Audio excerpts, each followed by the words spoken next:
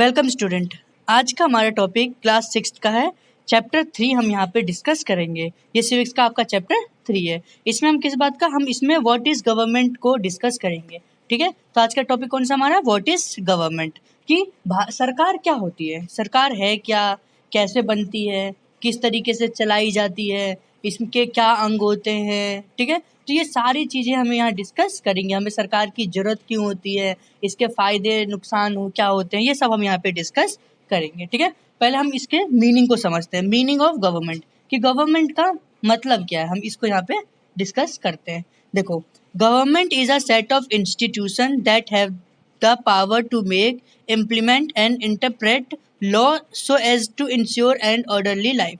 मतलब क्या है कि गवर्नमेंट एक क्या है, पूरे सेट है इंस्टीट्यूशन का। ठीक है, मान के चलिए एक ग्रुप है, क्या ये मान लीजिए एक ग्रुप है और इसमें कुछ मेंबर्स होते हैं। ठीक है, ये क्या है, पूरा एक जैसे इंस्टीट्यूट में हम देखते हैं ना, इंस्टीट्यूट में कई सारे बच्चे होते हैं, पढ़ते एक साथ, है ना। तो उसी तरीके से ये भी एक प्रकार का इंस्टीट्यूट है और जिसमें कई सारे व्यक्ति होते हैं, कई सारे लोग होते हैं, और जो क्या लोग मिलके क्या देश को चलाते हैं। ठीक है, इनके क्या है, वो पावर टू मेक, इनको है ये बनाते हैं, क्या बनाते हैं, जैसे कानून बनाना, नीतियाँ बनाना, या कोई प्लानिंग करना, या देश के लिए कोई विकास का या कुछ भी अच्छे काम करना, ये सब क्या है, इसका काम होता है। इम्प्लीमेंट मतलब कि उस कानून को, जो वो काम किया गया है उसको क्या करना, उसको अच्छे से लागू करना।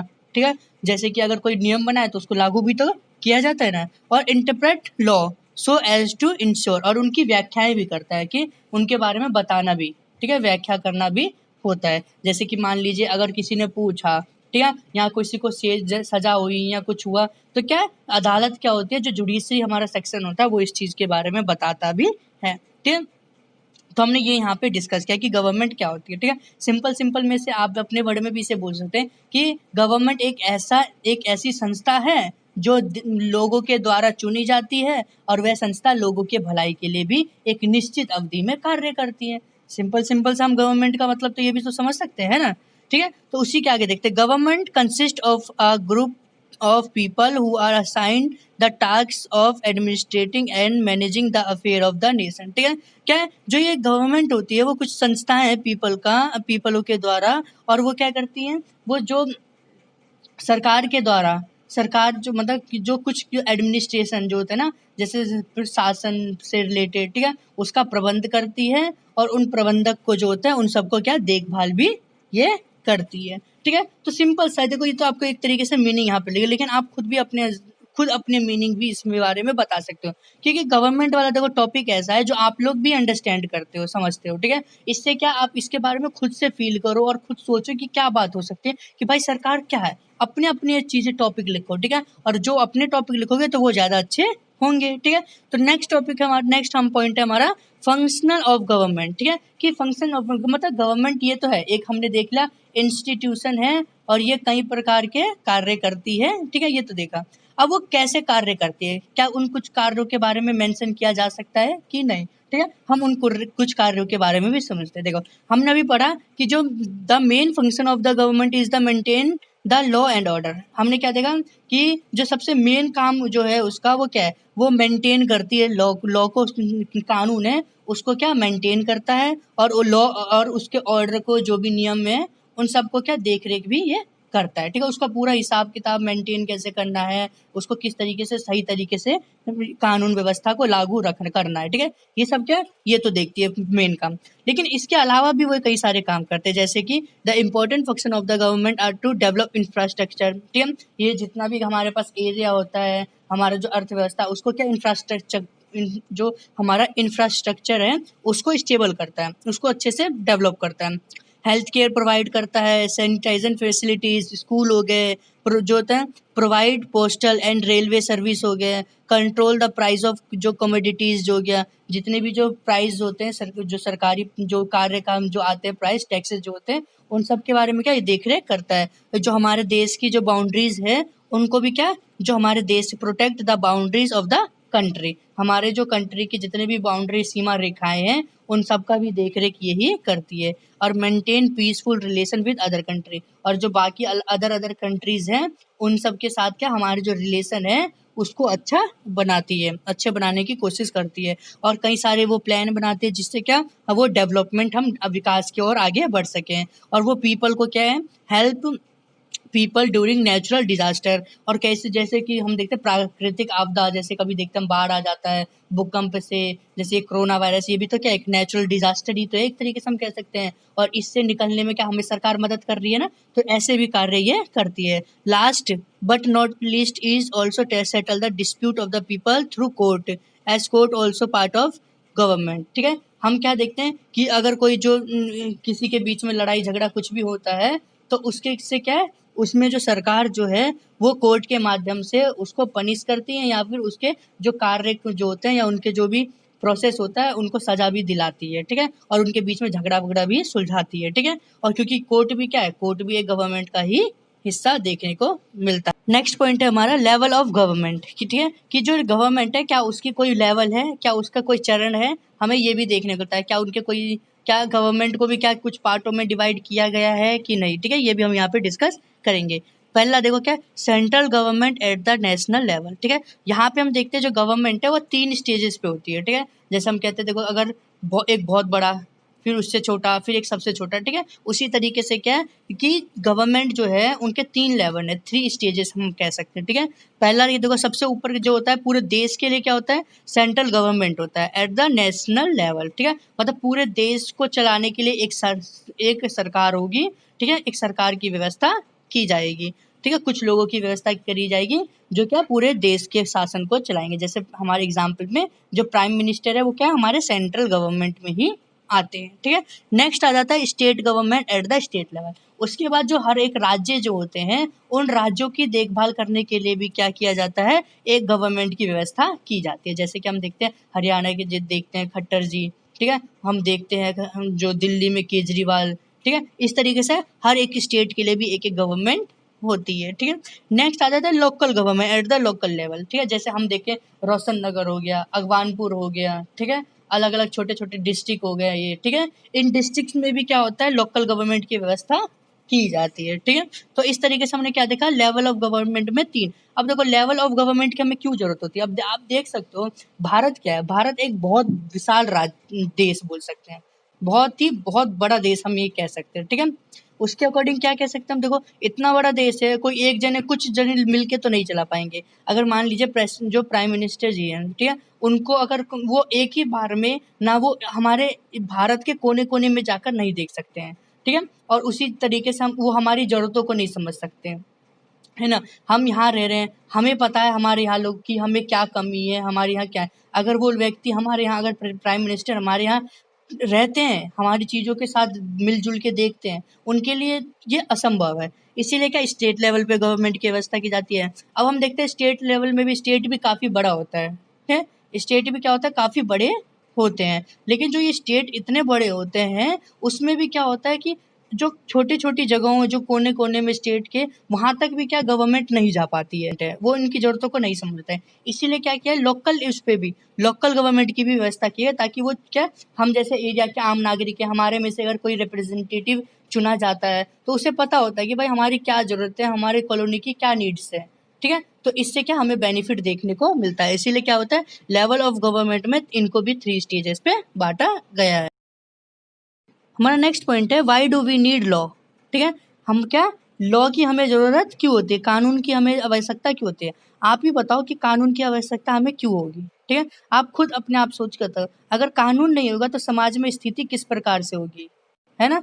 हम देखते हैं कि जो व्यवस्था होगी वो बिल्कुल भी नियमित रूप से नहीं चलेगी। लोग अपनी मर्जी चलाएंगे कितने यहाँ पे गलत व्यवहार होगा। ठीक है, कोई किसी को सजा नहीं दे सकता है कितना कुछ हमें देखने को यहाँ पे मिलता है ना। तो उसी तरीके से देखते हैं कि कुछ हम इसमें सिंपल पॉइंट को देखते हैं। ठीक है, कि कानून की हमें जरूरत क्यों होती है for smooth functioning and orderly life. ठीक है, क्या करें एक जो सुव्यवस्थित जो व्यवस्था। ठीक है, जो फंक्शन होगा जो फंक्शन जो होंगे जो हमारा जो कार्य होगा वो एक सही तरीके से चलाया जाए। क्या कार्य जो है वो सही तरीके से चले और जो लाइफ जो लोगों का जीवन है वह सुदूर बना रहे हैं मतलब अच्छा बना रहे हैं। To ensure equality and fairness in society क्या समाज में जो है समानता समाज में समानता बनाए सके और किसी के साथ भेदभाव ना हो, सबके साथ एक समान व्यवहार किया जा सके, इसीलिए कानून की व्यवस्था की जाती है। To avoid chaos and maintenance order, कि जो मतलब कि जो समाज में, ठीक है, जो समाज में जो वो कहते हैं ना एक तरीके से नौकरशाही या तानाशाही, जैसे कि एग्जाम्पल के तौर पे लेते हैं, मतलब कि कोई गड़बड़ी ना हो। चाहे उसका मतलब होता है कि जैसे अराजकता फैल जाता है ना, गड़बड़ी हो जाती है, लोग अपनी मर्जी चलाने लगते हैं, सरकार जो होती है अपनी मर्जी चलाने लग जाती है, ठीक है। और इस तरीके से क्या, इस चीज़ की ज़्यादा हमें चाउस की ज़्यादा बहुत ज़्यादा आवश्यकता पड़ती है। और जो मेंटेन ऑर्डर को, जो ये जो शासन व्यवस्था है उसको क्या बिल्कुल सही तरीके से करने के लिए, ठीक है।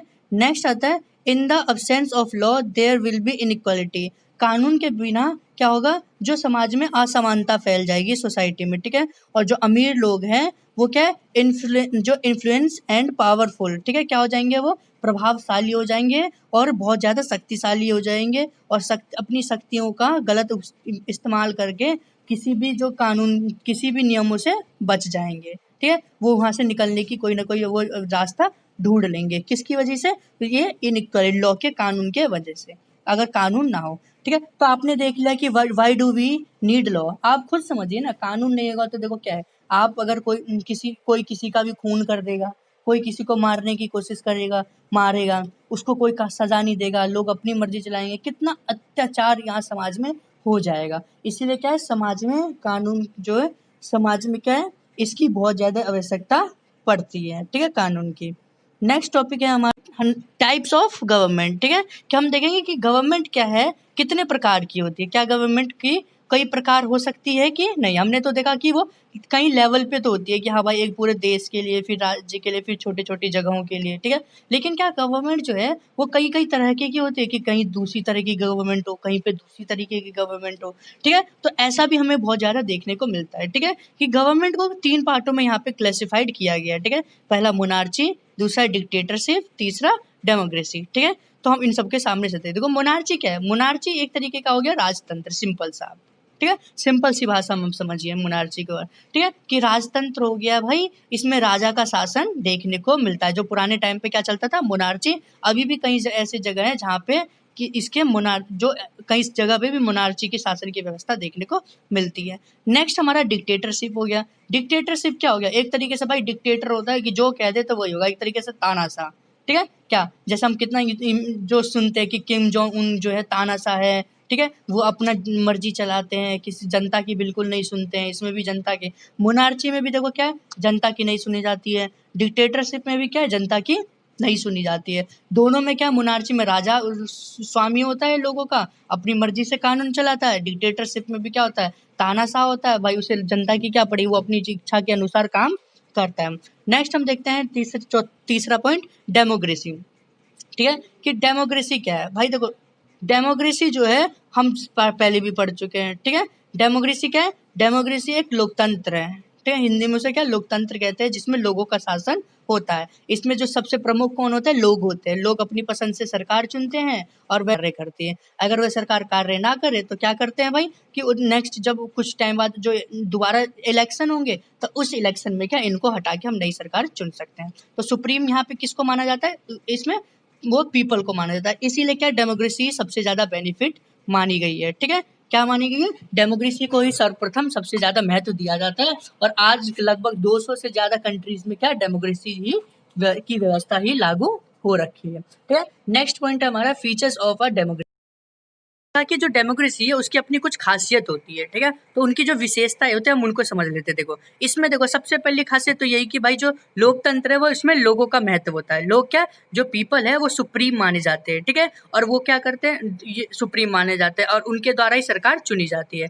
नेक्स्ट पॉइंट हम देखते हैं, जो पीपल होते हैं वो क्या अपना एक रिप्रेजेंटेटिव चुनते हैं और वो रिप्रेजेंटेटिव क्या है, वो अपनी सरकार बनाता है जीतने के बाद, ठीक है। क्या जीतने के बाद वो सरकार बनाता है, वह अपनी गवर्नमेंट में जो अपनी गवर्नमेंट के सारे सदस्यों को चुनता है और उसके माध्यम से डिसीजन लेता है और उसके बिहाफ पे ही, लोगों के बिहाफ पे जो भी डिसीजन लिखता है, किसके, जनता के बिहाफ पे, जनता के लिए ही लेता है डिसीजन, ठीक है। तो इसमें 2 पॉइंट ये हो गया। तीसरा हम देखते हैं कि जो डेमोक्रेसी है, डेमोक्रेसी वो क्या है, कॉन्स्टिट्यूशन है। जो डेमोक्रेसी है उसमें संविधान की व्यवस्था की गई है, कॉन्स्टिट्यूशन की व्यवस्था की है, और जिसके माध्यम से हमें क्या, कई सारे हमें राइट्स मिलते हैं, कई सारे हमें विशेष अधिकार मिलते हैं, जैसे फंडामेंटल राइट्स हो गया। ये हमें जो क्या, ये सिर्फ डेमोक्रेसी में ही देखने को मिलता है, और किसी भी टाइप की जो गवर्नमेंट है उसमें हमें देखने को नहीं मिलता है। और नेक्स्ट हमारा इसमें आ जाता है कि जो इस डेमोक्रेसी में है, इसमें सारे पीपल जितने भी लोग हैं सबको इक्वल बोला गया है, चाहे वो और सबको राइट इक्वल मिले हैं, सबको अपॉर्चुनिटी इक्वल मिली है, चाहे वो किसी भी जगह पे जन्मे हो, चाहे वो किसी कोई भी जाति, कोई भी भाषा, किसी भी कलर के क्यों ना हो, लेकिन सबको क्या एक समान समझा गया है, ठीक है। नेक्स्ट है इसमें क्या, इसमें इलेक्शन सिस्टम की व्यवस्था की जाती है, जिसमें ना कोई पैसा लगता है जनता का, ना ही कोई लगता है, कुछ लगता है, ठीक है। क्या यह हर एक टाइम टू टाइम इस इलेक्शन को कराया जाता है कि अगर एक सरकार अगर सही कार्य नहीं कर रही है तो उसको हटाने की भी व्यवस्था इसमें होती है। नेक्स्ट है इसमें क्या होता है कि पावर ऑफ गवर्नमेंट होता है, वो कई सारे जो उसमें विभागों में डिवाइड होते हैं, कई सारे डिपार्टमेंट में उस जो गवर्नमेंट है, उस सरकार जो है यहाँ की होती है, उसको उनकी जो सारी पावर है वो अलग अलग लोगों को, अलग अलग संस्थाओं को बांटी जाते हैं, जिससे अगर किसी एक के पास शक्ति नहीं रहती है और वो अपनी मर्जी नहीं चला सकता है, ठीक है। जैसे देख लेते हैं लेजिस्लेचर है जो सिर्फ कानून ही बनाएगा, एग्जीक्यूटिव उसको लागू ही करेगा, जुडिशरी उन सबको ध्यान देगा कि कहीं वो कोई गलत कर रहे हैं कि नहीं, ठीक है, ये देखने को मिलता है। और इसमें क्या है, जो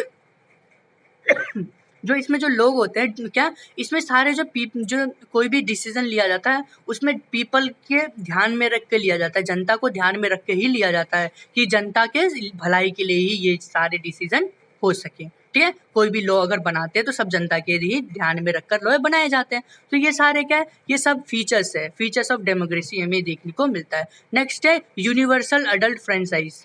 अब ये यूनिवर्सल अडल्ट फ्रेंचाइज क्या है, ठीक है, इसको हिंदी में बोल रहे हैं तो कि एक तरीके से बोले वयस्क मताधिकार। क्या वयस्क मताधिकार मतलब कि हम देखते हैं जो भी व्यक्ति, पहले तो स्टार्टिंग में क्या था 21 साल रखी गई थी कि जो भी व्यक्ति 21 साल का होगा, उस 21 साल से ज़्यादा का होगा, वह वोट दे सकता है इलेक्शन में, क्या अपनी वोटिंग दे सकता है और अपने वोट का फ़ायदा उठाकर अपनी पसंदीदा सरकार को चुनने में अपना योगदान दे सकता है।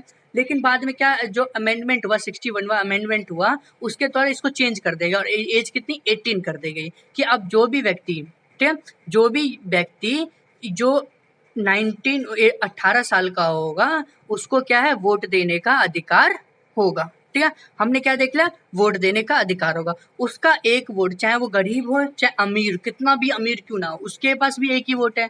हम गरीब हैं, हमारे पास भी एक ही वोट है ना। तो क्या है, हम दोनों को इक्वल मानता है, चाहे वो किसी भी रंग का क्यों ना, चाहे वो गोरा हो मैं काला हो, कुछ नहीं, पर शक्ति उसके पास भी एक वोट की है, पावर मेरे पास भी एक वोट की है। तो क्या है, यूनिवर्सल अडल्ट फ्रेंचाइजिस इसे ही कहा जाता है। नेक्स्ट हमारा पॉइंट देखते हैं एडवांटेज ऑफ डेमोक्रेटिक गवर्नमेंट। देखो एडवांटेज ऑफ डेमोक्रेटिक गवर्नमेंट, जो डेमोक्रेटिक गवर्नमेंट में वो जो मैंने फीचर्स ऑफ डेमोक्रेसी बताया वही सारा सेम है, ठीक है। इसमें क्या होता है, इसमें जो क्या है कि जनता जो होती है, जनता की सरकार होती है, ठीक है, जनता ही अपने द्वारा रिप्रेजेंटेटिव को चुनती है। अगर वह उनके लिए कोई सही कार्य नहीं करते तो उनको नेक्स्ट इलेक्शन में हटा दिया जाता है, ठीक है। और डेमोक्रेसी जो गवर्नमेंट होता है उसमें हमें कई विशेष अधिकार दिए जाते हैं, जैसे फंडामेंटल राइट्स हो गए, जिसमें हमें क्या चीज़ मिलता है, फ्रीडम टू स्पीच होता है, फ्रीडम टू एक्सप्रेशन होता है, राइट टू एसोसिएशन होता है, मतलब कि कुछ भी बोलने की स्वतंत्रता, कुछ भी अपने जो भाव प्रकट करने की स्वतंत्रता हो गया, अपना एसोसिएशन ग्रुप बनाने की स्वतंत्रता होते है, राइट टू इक्वालिटी समानता का हमारे पास अधिकार होता है, ठीक है। फ्रीडम टू हमारे पास स्वतंत्रता होती है कुछ भी इस बोलने की, कुछ भी अपने एक्सप्रेशन को व्यक्त करने के लिए, ठीक है, सब कुछ होता है यहाँ पे, ठीक है। हम अपनी मर्जी से कोई भी गवर्नमेंट चुन सकते हैं, उनके बाद अगर वो एक इलेक्शन में काम हमारे लिए नहीं करते तो दूसरे इलेक्शन में उनको हटा दिया जाता है। ये सारे क्या है, ये सारे क्या है, एडवांटेज ऑफ गवर्नमेंट में ही देखने को मिलते हैं, एडवांटेज ऑफ डेमोक्रेटिक गवर्नमेंट में देखने को मिलता है। नेक्स्ट पॉइंट है हमारा डिसएडवांटेज ऑफ डेमोक्रेटिक गवर्नमेंट। अब देखो जिसके अगर कुछ एडवांटेज होंगे तो उसके फ्यू कुछ छोटे मोटे बहुत तो क्या डिसएडवांटेज तो होते ही होते हैं, ठीक है। क्या है इसमें, देखो government keep changing which lead to instability, मतलब सिंपल वर्ड में अगर देख लें कि गवर्नमेंट है अगर वो अच्छा काम करती है, ठीक है। तो कई बार ऐसा होता है कि वो अच्छा काम करते हुए भी क्या होता है कि सरकार जो जनता है उसको दूसरे टाइम किसी और सर को सरकार में चुन लेती है। बहुत रेयर देखने को ये मिलता है, ठीक है। तो इस वजह से क्या होता है कि कभी-कभी हमें ये प्रॉब्लम देखने को मिल जाती है, जिससे क्या कि फिर से कि जो अगर एक ने कार्य की स्टार्ट किया तो अगर दूसरा कोई नया आता है तो फिर से वही कार्य स्टार्ट हो जाता है, ठीक है। इसमें क्या होता है, the elected leader do not know the best interest of the people, ठीक है। अब जो मेंबर जो इलेक्ट होता है, ठीक है, जो जीतता है, जिसको प्रधानमंत्री प्राइम मिनिस्टर कुछ बनाया जाता है, ठीक है, और जो बनाया जाता है तो वो एक्चुअल में वो क्या है, वो हमारे इंटरेस्ट को नहीं समझता है। उसको क्या किसी है कि हेल्प लेने की पड़ती है, ठीक है। और जो ये इलेक्शन का जो अब तो इलेक्शन में हम देखते हैं कई सारी चीज होते हैं, जैसे करप्शन बहुत हो गया है। इसमें हमने देखते हैं कि कई लोग क्या है पैसे खिलाकर वोट लेते हैं, ठीक है। कई सारी हमें बुराइयां देखने को मिलती है, ठीक है। जो इलेक्ट्रोल जो कंपटीशन जो बहुत कुछ हमें इसमें प्रॉब्लम देखने को मिलती है। और एक प्रॉब्लम तो ये होती है कि जैसे मान लीजिए अगर हम एक सरकार है वो बना रही है, सरकार बन रही है, ठीक है। तो उस सरकार को क्या जीतने के लिए क्या 300 वोटों की जरूरत है, ठीक है। और पता चला कि क्या हुआ कि भाई 50% लोगों ने विश्व के मतलब 50% लोगों ने एक उस व्यक्ति को वोट दिया, उसको 300 मिल गया। लेकिन 50 व्यक्ति जो 50% लोग हैं उन्होंने किसी और लोगों को वोट दिया, मतलब किसी दूसरे लोगों को वोट दिया। बहुत सारे लोगों को मिला जुला के 50% हुआ, ठीक है। तो इसमें क्या हुआ, जो सरकार बनी तो उसने तो क्या पूरे देश में सिर्फ उसको 50% लोगों ने ही वोट देके जिताया, ठीक है। तो इसमें कहीं कहीं उसको 50% लोग तो नापसंद तो करते हैं ना, कई रीजन की वजह से। तो इस वजह से क्या होता है, ये कभी कभी हमारे यहाँ पे देखने को प्रॉब्लम देखने को मिलता है। इसके बाद में आप जो 9th क्लास में जाओगे तो इसके ऊपर आप अच्छे से बहुत डिबेट आप कर सकते हो। कई सारे इस पे टॉपिक हमें देखने को मिल जाते हैं नेक्स्ट में, ठीक है। इसके बाद हमने डिसएडवांटेज हमें डेमोक्रेसी में देख लिया, ठीक है। हमारा next topic essential for building stable democracy, ठीक है। इसका मतलब क्या होता है, एसेंशियल मतलब क्या होता है, ठीक है। इसका मतलब होता है एक स्थिर क्या एक स्थिर डेमोक्रेसी के निर्माण के लिए क्या करना चाहिए, स्टेबल एसेंशियल फॉर मतलब क्या एक स्थिर क्या स्टेबल स्टेबल स्टेबल वो मतलब डेमोक्रेसी के लिए हमें किस चीज़ों का निर्माण करना पड़ेगा, ठीक है। एक स्थिर जो डेमोक्रेसी के लिए एक स्थिर लोकतंत्र के लिए हमें क्या करना होगा, ठीक है। उसके लिए क्या क्या करना चाहिए, देखो इसमें कुछ नहीं कर सकते हम, ठीक है। इसमें क्या सिर्फ जनता ही अपना वो विश्वास दिला सकती है। मतलब क्या कि देखो एक अच्छे लोकतंत्र को बनाने के लिए, स्टेबल लोकतंत्र को बनाने के लिए जो essential for building stable democracy, इसमें सिंपल सा है एक अच्छा लोकतंत्र बनाने के लिए और स्थिर डेमोक्रेसी बनाने के लिए हमें क्या व्यवस्था करनी चाहिए कि भाई अगर एक सरकार अच्छा काम कर रही है तो उसके लिए नेक्स्ट टाइम भी वही चुनी जाए। इसके लिए भी हम क्या कर सकते हैं, देखो इसमें सिंपल सा है कि एक्टिव पार्टिसिपेशन ऑफ सिटीजन। मतलब क्या कि जो पार्टिसिपेशन जो कर रहे हैं सिटीजन कर रहे हैं वो बहुत एक्टिव होने चाहिए। उनको पता होना चाहिए क्या उनके लिए गलत है क्या उनके लिए गलत नहीं है, ठीक है। और जो ये जो डिवीजन हमने देखा जो लेवल बांटे जाते हैं गवर्नमेंट के उसको बहुत क्लियर करना चाहिए, ठीक है। उसको जो उनकी जो पावर है उनको अच्छे से डिक्लेयर करना चाहिए कि भाई किसको कितना वो दिया है, प्रॉपर ड्यूटी देना चाहिए, करप्शन को दूर करना चाहिए, ठीक है। और कई सारे चीज़ों को यहाँ पे ठीक करना चाहिए। जो मेंटेनिंग ऑफ ट्रांसपेरेंसी होना चाहिए, गवर्नमेंट और जनता के बीच में कोई छुपा वो नहीं होना चाहिए कि भाई जनता जो काम कर रही है हमें सब पता होना चाहिए, हमारे और उनके बीच में कोई भेदभाव नहीं होना, मन मुटाव नहीं होना चाहिए, ठीक है। ट्रांसपेरेंसी होना चाहिए, ठीक है। तो ये सारी चीज़ें क्या है एक स्थिर लोकतंत्र बना सकती है, ठीक है। एक अच्छा लोकतंत्र भी बना सकते हैं, ठीक है। नेक्स्ट और हमारा आखिरी टॉपिक होता है टाइप्स ऑफ डेमोक्रेसी, ठीक है। टाइप्स ऑफ डेमोक्रेसी क्या देखने को मिलता है, सिर्फ ये टाइप्स ऑफ डेमोक्रेसी देखने को मिलता है। इसमें भी सिंपल सा क्या है, दो हमने इसको भी कई बार हमने क्लास में डिस्कस किया लेकिन इस बार शॉर्ट में कर लेता बस, ज्यादा नहीं है। देखो टाइप्स ऑफ डेमोक्रेसी क्या है, मतलब कि डेमोक्रेसी क्या कितने प्रकार के होते हैं, भाई सिंपल सा है डेमोक्रेसी दो प्रकार के होते हैं। कितने, सिर्फ दो प्रकार के होते हैं। एक डायरेक्ट डेमोक्रेसी होता है, एक इनडायरेक्ट डेमोक्रेसी होता है, ठीक है। क्या होता है, डायरेक्ट डेमोक्रेसी और इनडायरेक्ट डेमोक्रेसी। अब इसमें भी क्या सिंपल सा देखो, सिंपल सा वर्ड में तो डायरेक्ट डेमोक्रेसी में सिंपल सा मान लीजिए सारी जनता जितनी है वह सब सरकार में होती है, शामिल होती है। सब क्या है, सब रूल चला सकते हैं, ठीक है। सारे जितने भी वहाँ पीपल होंगे, जितनी भी आबादी होगी, सब क्या है सरकार के सदस्य होंगे, वो सभी सरकार के सदस्य होंगे, ठीक है। सबका सभी एक तरीके से अपने शासन कानून बना सकते हैं, ठीक है। ये क्या है डायरेक्ट डेमोक्रेसी जिसमें जनता खुद स्वयं अपनी सरकार में हो और अपने भलाई के लिए स्वयं कार्य कर सके। एक क्या होता है इनडायरेक्ट डेमोक्रेसी होता है। इसमें क्या होता है, इसमें भाई कि हम अगर खुद अगर जनसंख्या बहुत ज़्यादा हो तो हम क्या सभी मिलके सरकार नहीं चला सकते, इसीलिए क्या होता है सब मिलके क्या करते हैं अपनी जगह से एक-एक रिप्रेजेंटेटिव चुनते हैं लोग, ठीक है? और वो रिप्रेजेंटेटिव क्या हमारे लिए काम करते हैं। तो मतलब कि हमने तो सिर्फ चुना लेकिन काम कोई और कर रहे थे। हम डायरेक्ट तो अपने लिए कोई कार्य नहीं कर रहे हैं, हम तो बस बंदे को चुन रहे हैं और दूसरा बंदा हमारे लिए काम कर रहा है। तो इसे कहा जाता है इनडायरेक्ट डेमोक्रेसी। क्या इनडायरेक्ट डेमोक्रेसी, ठीक है? देखो डायरेक्ट डायरेक्ट और इनडायरेक्ट में एक चीज का डिफरेंस है। देखो इनडायरेक्ट डेमोक्रेसी आज विश्व के हर एक जगह है, डायरेक्ट डेमोक्रेसी क्या है सिर्फ एक स्विट्जरलैंड में ही है। क्यों? देखो डायरेक्ट डेमोक्रेसी जो है वो एक ऐसी जगह ही पे ही पॉसिबल हो सकती है जहाँ की जनसंख्या बहुत कम हो, 100,000 2,000 3,000 इतने ही हो कम से कम, ठीक है? अगर यही जनसंख्या करोड़ों में लाखों लाखों करोड़ों में होगी तो वहां पे डायरेक्ट डेमोक्रेसी नहीं चल सकती। मान लीजिए अगर 1 लाख व्यक्ति है, उन 1 लाख व्यक्तियों के भाई सब सरकार में आ जाए, ठीक है? और क्या पता चले उस व्यक्ति के कुछ और ओपिनियन है, इसके कुछ और ओपिनियन है, सबके अपने अपने ओपिनियन है, जिससे क्या होगा समाज में क्या वो कोई भी कार्य क्या संपन्न नहीं हो सकता इससे, ठीक है? तो क्या डायरेक्ट डेमोक्रेसी एक ऐसी जगह ही पॉसिबल है जहाँ की जनसंख्या बहुत कम हो, ठीक है? लेकिन अगर बहुत अधिक ज्यादा जनसंख्या होगी तो वहाँ डायरेक्ट डेमोक्रेसी पॉसिबल ही नहीं है, इसीलिए क्या वहाँ पे होती है इनडायरेक्ट डेमोक्रेसी वहाँ पे स्टेबलाइज किया जाता है, ठीक है? जैसे इंडिया में भी क्या है इनडायरेक्ट डेमोक्रेसी है जहाँ पे हम एक रिप्रेजेंटेटिव को चुनते हैं और वो हमारे लिए क्या कोई भी कार्य करते हैं भलाई के लिए, ठीक है? तो इस चैप्टर में हमने क्या इस यहाँ पे गवर्नमेंट के बारे में डिस्कस किया कि गवर्नमेंट क्या है कैसे, ठीक है? हमेशा की तरह मैं आपसे यहाँ पे भी एक ही बात बोलना चाहूंगा, वीडियो को रिपीट करना, इसको अच्छे से देखना, ठीक है? और ज्यादा से ज्यादा हो सके इस वीडियो को देखना ताकि आपको ये जो चैप्टर है बहुत अच्छे से समझ आ सके, ठीक है? तो मिलते हैं हम अब नेक्स्ट चैप्टर में नेक्स्ट वीडियो के साथ।